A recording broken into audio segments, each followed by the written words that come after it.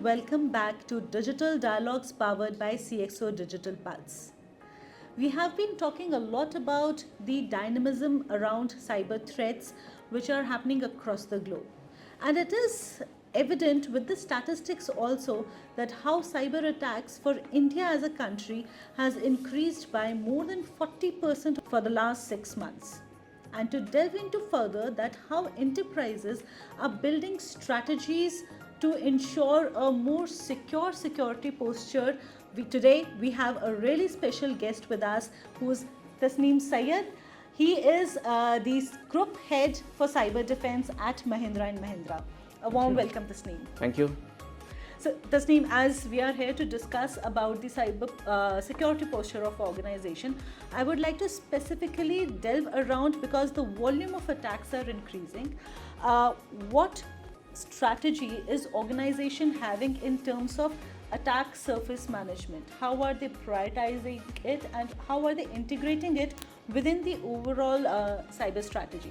So yes, you have rightly mentioned that attackers have gone AI and ML based basically, and what they look for, the publicly available data, the attack surface, what can be attacked from the external, from the internet.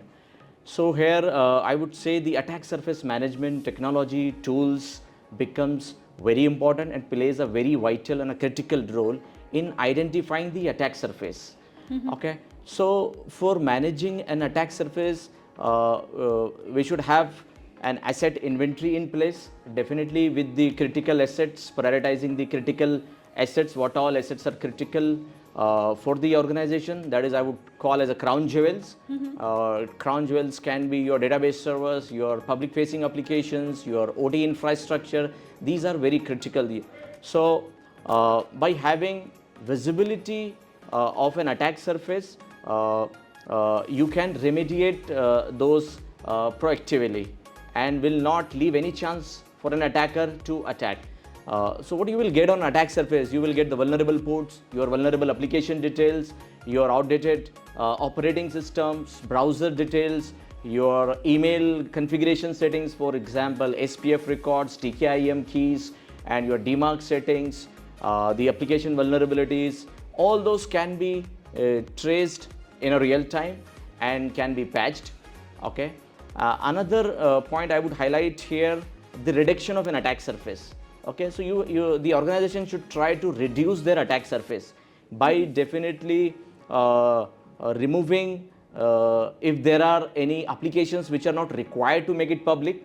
So removing those applications, any unnecessary ports which are not required to be open should be blocked at a firewall level, at the WAF level.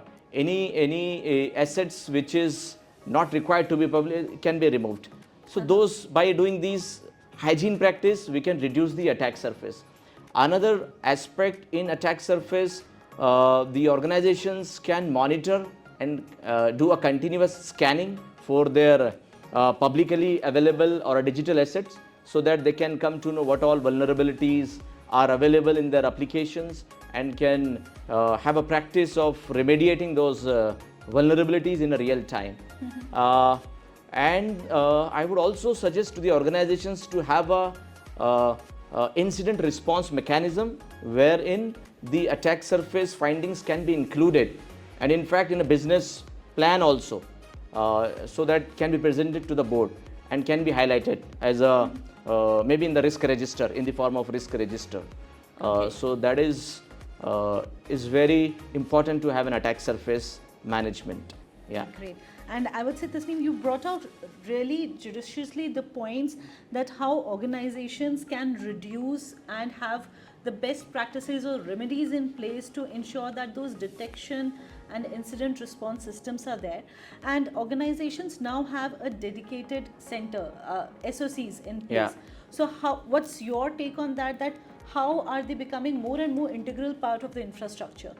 So yeah, SOC I would say is a brain of any security operations center or any organization. SOC, the security operations center we say. So I would, my take on would be the SOC should have a very intelligent detection capabilities.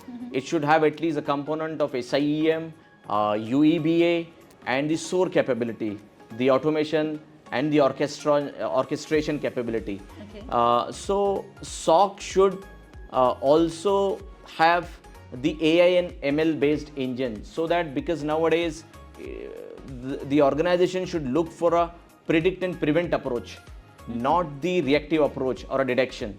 So I based on my experience, I have seen the organizations, first they are coming to know the incidents happened, or a monitoring team and came, this is something is going wrong, and they started remediating or working on those aspects.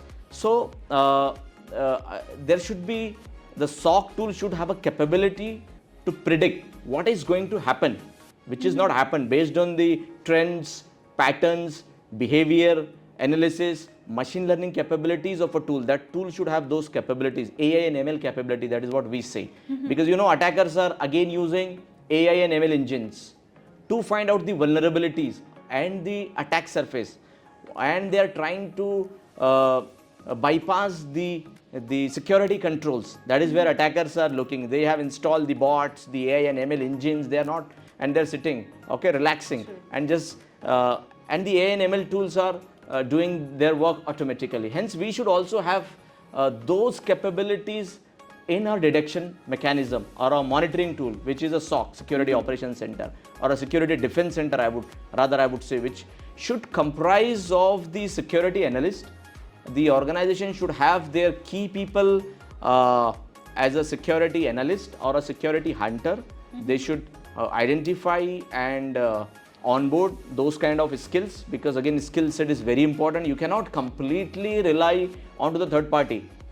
Okay, so to give or to have some accountability or ownership or sense of an ownership, so organization should have a on-prem or in-house team onboarded as a threat hunter to do a proactive threat hunting. Apart from that, there is a need of proactive threat hunting. So what threat hunters does, basically, they consider some an hypothesis. They work on hypothesis. The data leakage is happening in a real time. Someone is trying to attack my vulnerabilities. Some malicious processes are running in the back end. So they consider this is happening actually in the environment, and they do hunting those kind of things, and they slowly came to know the suspicious activities that may become malicious in future. So once we get suspicious activity, let's analyze, do root cause analysis, and read the patterns, the trends, what is happening based on the MITRE attack framework, and can block that can happen in future. So that is how we can take a defensive action. Definitely. Yeah. And when these places are things are in place, your SOC is there, or say Security Defense Center is there. Apart from them, you have your ASM in place. How do you see these two aspects integrating to provide a more robust security structure? Yeah, good point. ASM cannot work in silos. That is an attack surface management for your public-facing digital assets, and Security Operations Center. These two guys or two teams cannot be in silos.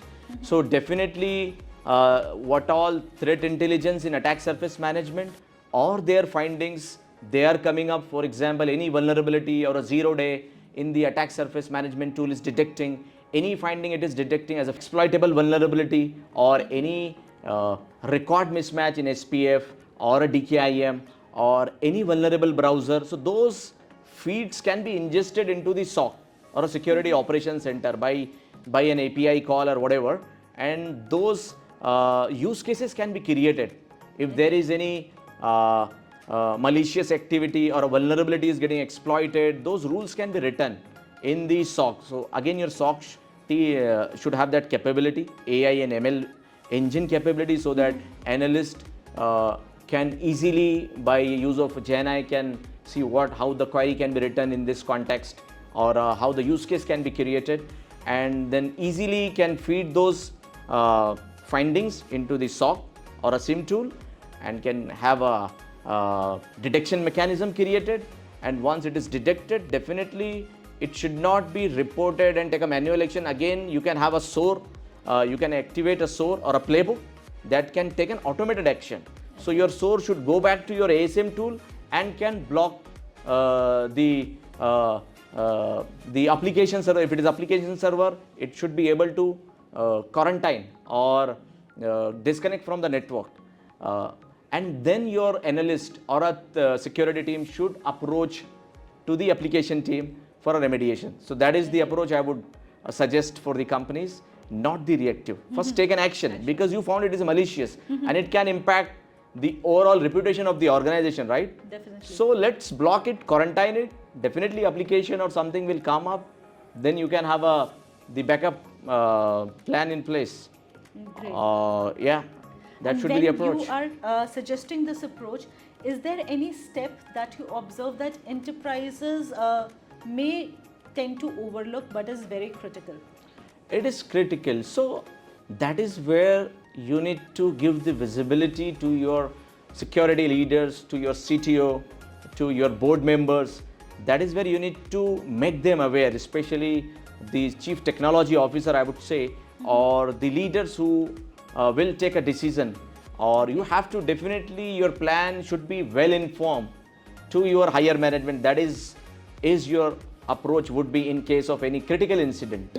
If otherwise, you definitely should explain them the impact. If I would have not done this or I will not do this, what can go wrong? What could be the impact to the organization? And definitely, the brand image is one of the very important ones. It is very difficult to regain it, right? So considering, definitely you can explain all your approach or a plan to the management, take their buy-in because those are the guys who can manage it and can support you.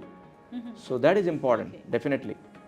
Great. So as we see that enterprises have various solutions implemented within the organization for cybersecurity posture, it is really important that how they can be integrated with each other to have a much more confident security posture, because that is the key that will give you a complete holistic comprehensive strategy towards cybersecurity.